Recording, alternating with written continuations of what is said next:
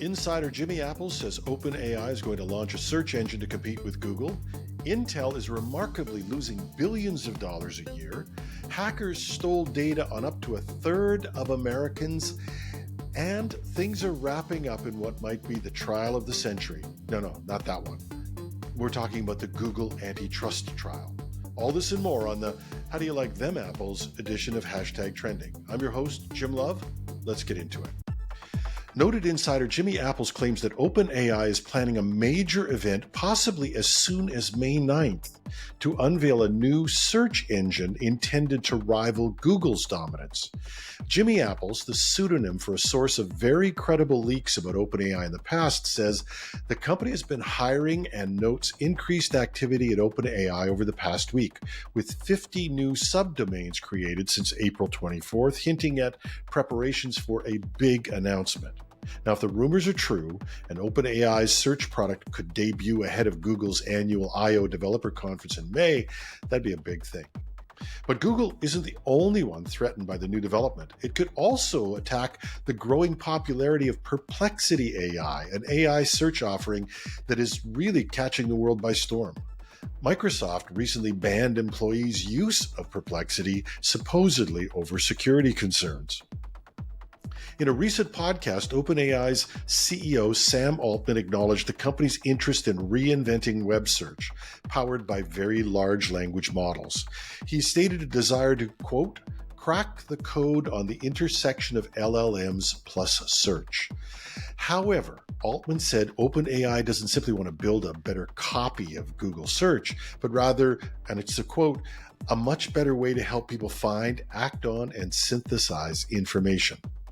OpenAI's move into web search could intensify its rivalry with Google and align it more closely with Microsoft CEO Satya Nadella's aims stated a year ago to make Google dance by integrating OpenAI's technologies into Microsoft's Bing search.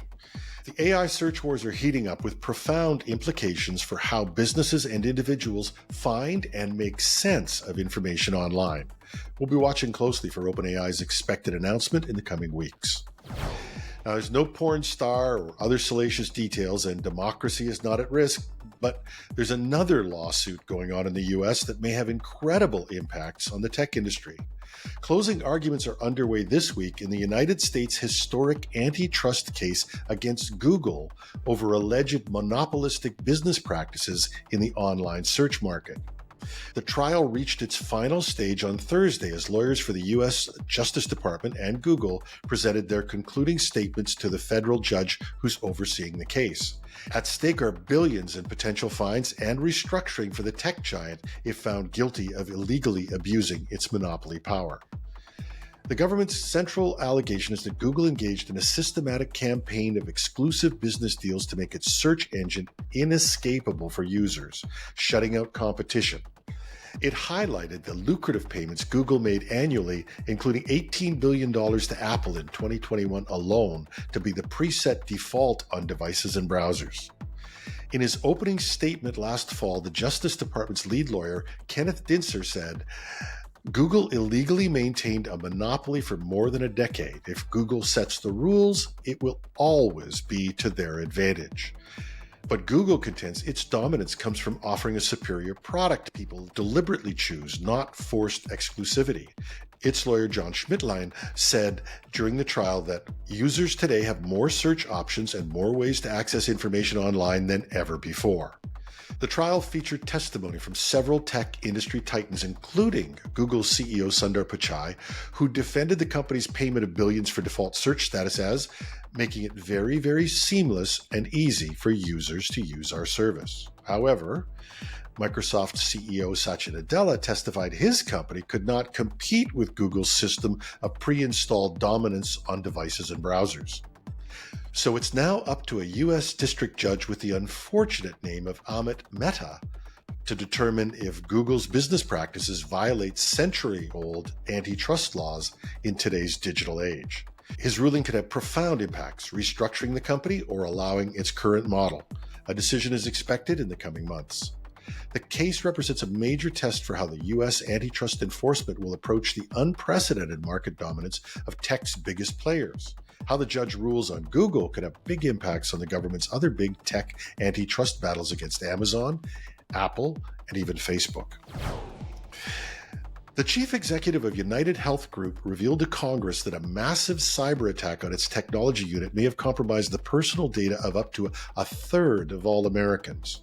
In testimony before Senate committees on Monday, CEO Andrew Whitty faced a grilling over the February hack of United Health's Change Healthcare subsidiary, which processes over 50% of all medical claims in the United States.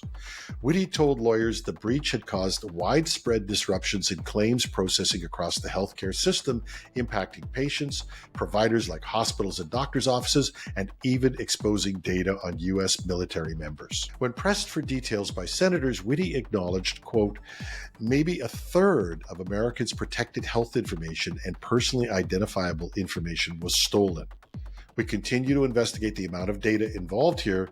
We do think it's going to be substantial. The cybercriminal gang known as Alpha V or Black Cat infiltrated Change Healthcare systems by stealing login credentials for an outdated server without multi-factor authentication in place. United Health ended up paying the hackers around $22 million in Bitcoin as ransom, but Whitty said there are no guarantees the stolen data is now secured. Several senators raised concerns about the outsized role and cybersecurity vulnerabilities of United Health, with a market value of over $400 billion and control over vast amounts of Americans' health data through its claims processing. Senate Finance Committee Chairman Ron Wyden called the United Health hack a national security threat, saying, quote, I believe the bigger the company, the bigger the responsibility to protect its systems from hackers. Healthcare industry groups testified that the United Health breach has severely disrupted operations and cash flow for thousands of hospitals, doctors, and pharmacies still unable to get claims paid weeks later. And the incident has raised alarms over the concentration of market power and the consequences when a company processing most of the U.S. medical data suffers a crippling cyber attack with potentially disastrous implications. But there's another aspect to this. No matter whether it's this huge company in the US or even a smaller chain of drugstores like London Drugs in Canada that got hit last week, our regular commentator David Shipley of Beauceron Security pointed out that healthcare data has the most sensitive and intimate details of our lives, and when compromised puts real lives at risk, which is why cyber criminals have gone after it so actively, and why we have to push governments and law enforcement to step up their efforts to make it clear to hackers they won't get away with attacking healthcare. We did a story a few weeks back about Intel's ambitious plan to offer its manufacturing services to other chip makers. What we didn't know at the time was revealed in a webinar with investors this week.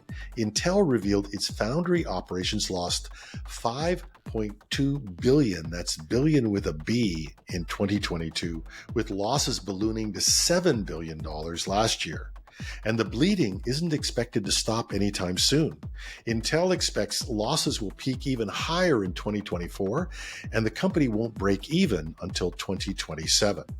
Now, this underscores the challenges Intel faces as it tries to compete with established foundry leaders TSMC and Samsung in the hyper-competitive global market for contract chip manufacturing.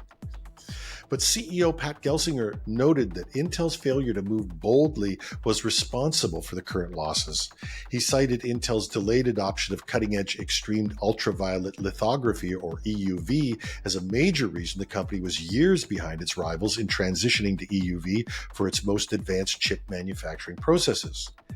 In an effort to regain ground, Intel recently announced it was assembling the world's first high-NA EUV machine at its Oregon facility. But Gelsinger acknowledged the company is still playing catch-up.